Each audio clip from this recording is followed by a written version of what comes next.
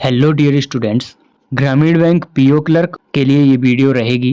इस सीरीज में हम स्पीड मैथ्स और अर्थमेटिक को साथ लेकर चलेंगे। शुरू करते हैं वीडियो को बिना देरी के। पूरी वीडियो देखें आप लोग।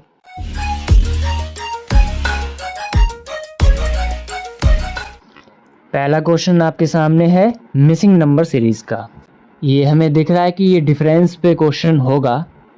ये डिफरेंस हमको दिख रहा है 29 का। आगे हमें नहीं पता है।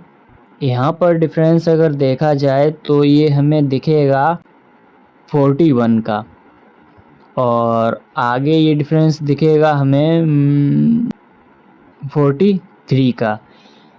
यहाँ पर एक चीज़ क्लिक हो जानी चाहिए कि ये प्राइम नंबर हैं तीनों। इसका मतलब है ये प्राइम नंबर सीरीज़ का डिफरेंस चल रहा है। तो 41 से पहले ये कितना डिफरेंस आएगा, तो नेक्स्ट होता है 37। इसका मतलब है 122 में अगर हम 37 को माइनस करते हैं तो ये आएगा 85। फर्दर चेक करते हैं तो 85 में नेक्स्ट प्राइम नंबर 31 होता है, इसको माइनस करते हैं तो ये आएगा 54, यानी कि 54 सही आया है। इसका मतलब है इस क्वेश्चन मार्क की जगह पर कितना आएगा, ये आएगा 85।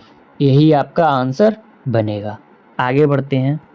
नेक्स्ट क्वेश्चन, इसमें हमें पता है कि फैक्टर आपके बने माइनस प्लस है तो दोनों फैक्टर बनेंगे प्लस के। सेम यहाँ भी दोनों फैक्टर बनेंगे प्लस के। अब 25 चौके 100 के ऐसे फैक्टर करने हैं कि जोड़ने पर हमें 20 चाहिए। तो ये हम जानते हैं 10 10 100 होता है, और 10 और 10 जोड़ के 20 होता है। आगे 30 थी या 90 के ऐसे फैक्टर करने हैं कि 23 जोड़ने पर आए। तो 18 और 18 पंचे 90 होता है, 18 5 23 होता है। अब इसको हम कंपेयर करेंगे। उससे पहले एक काम करना है। x के कोफिशिएंट में 4 है, इसका मतलब हमें y में 4 से मल्टीप्लाई कर देना है। y स्क्वायर का कोफिशिएंट कितना है, 3, तो x वाले में 3 से मल्टीप्लाई कर देते हैं। इस तरीके से रिवर्स में मल्टीप्लाई करते हैं फैक्टर में। झंझट ख़त्म। अब हम इसको कंपेयर करेंगे तो ये बनेगा, x के लिए बनेगा 30 और 30। y के लिए कितना बनेगा, 18 चौके 72 और 5 चौके 20। देखने में आपको समझ में आएगा कि यहाँ CND बन रहा है, क्योंकि ये 30 इससे बड़ा है और 72 इससे बड़ा है। आंसर आएगा इसका CND। आगे बढ़ते हैं।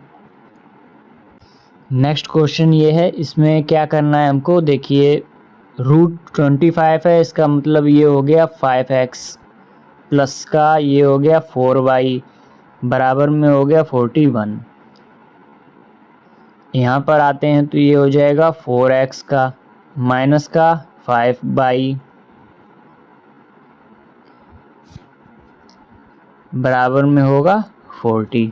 यहाँ x बराबर निकल कर कितना आएगा, तो ये आएगा 25 माइनस 16, बराबर का ये आएगा 205, माइनस का 160, यानी ये बनेगा 9x बराबर 45, x बराबर 5।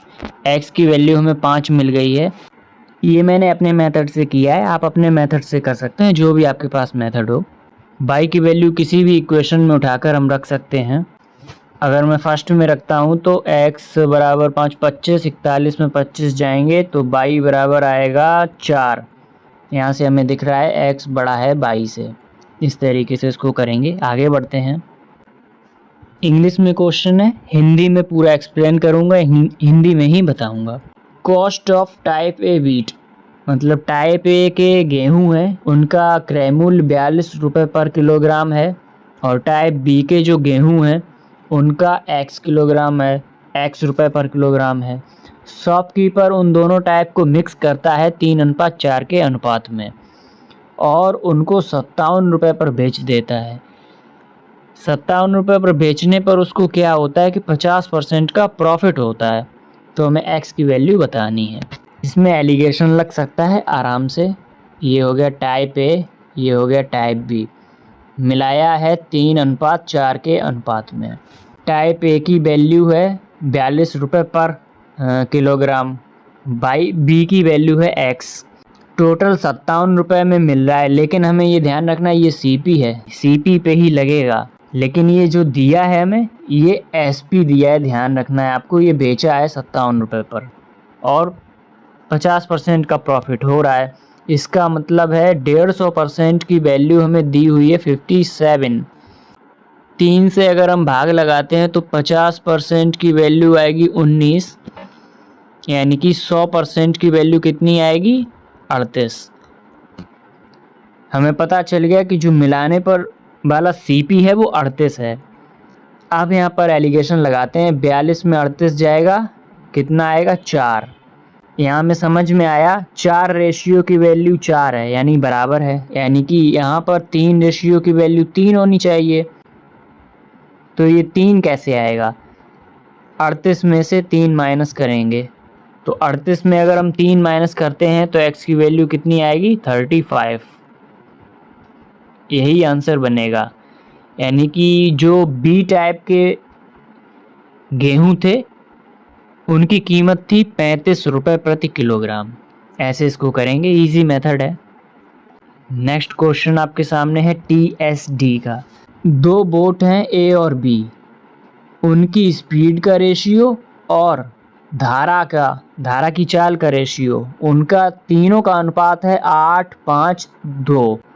बी जो है बोट बी है वो 51 किलोमीटर आगे है ए से, और जो बोट ए है वो 8.5 घंटे ले रही है बी को पकड़ने में, और दोनों जो बोट हैं वो अपस्ट्रीम जा रही हैं, धारा के विपरीत जा रही हैं।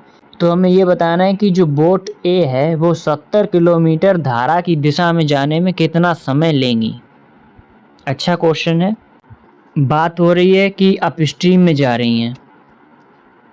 अपस्ट्रीम ए के लिए ए कितना रेशियो है 8, धारा कितनी है 2, यानी ये कितना आई 6।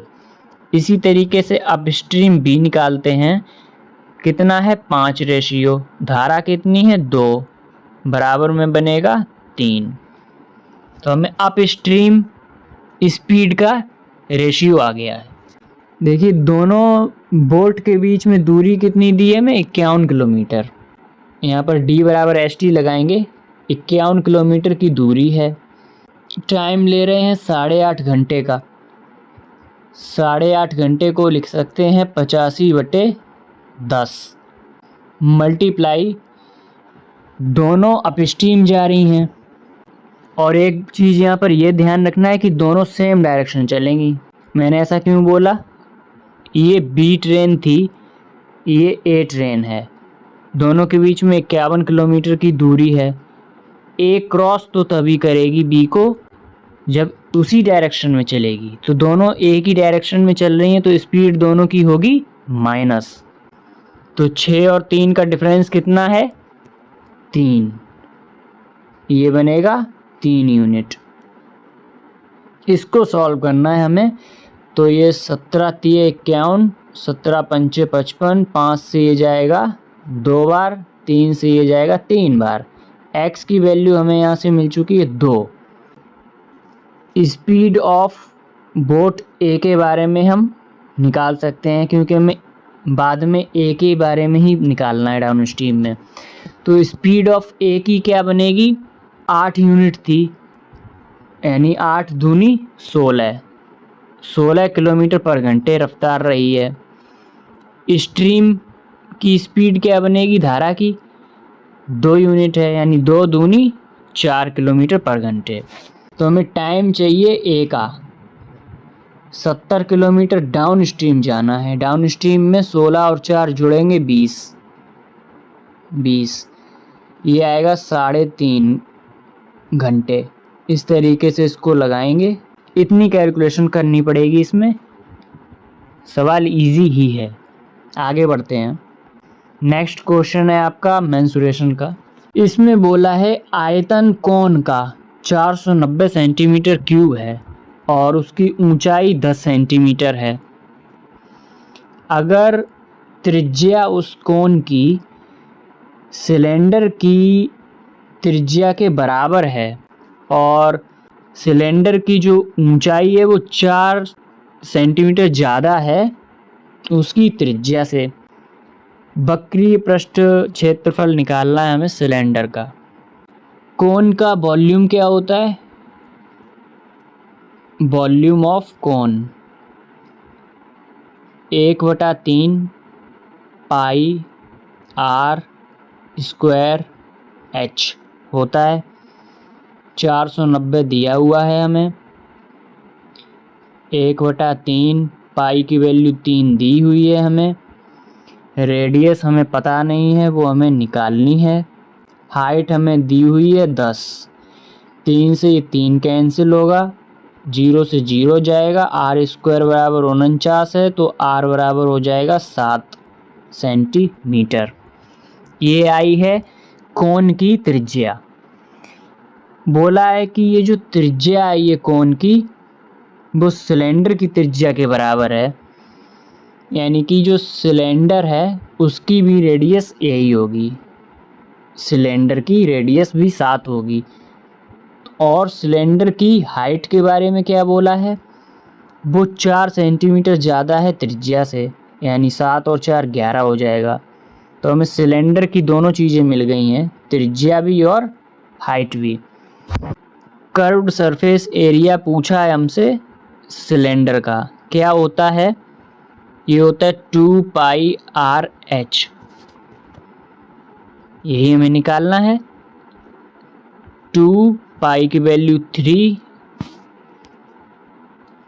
आर की वैल्यू 7 और एच की वैल्यू 11, तो ये कितना हो जाएगा? 6 × 7 × 11, 42 × 11, 11 दूनी 22, 11 चौक 44 और 2 46, यानी कि 462 सेंटीमीटर स्क्वायर बनेगा। यही आंसर होगा। मेंसुरेशन के क्वेश्चन में आपको कैलकुलेशन करनी पड़ेगी, बच नहीं सकते आप। तो चैनल के साथ बने रहें, सब्सक्राइब करके रखें चैनल को, इसी तरीके से क्लासेस आती रहेंगी। पढ़ाई करते रहें, ध्यान रखें अपना, बाय।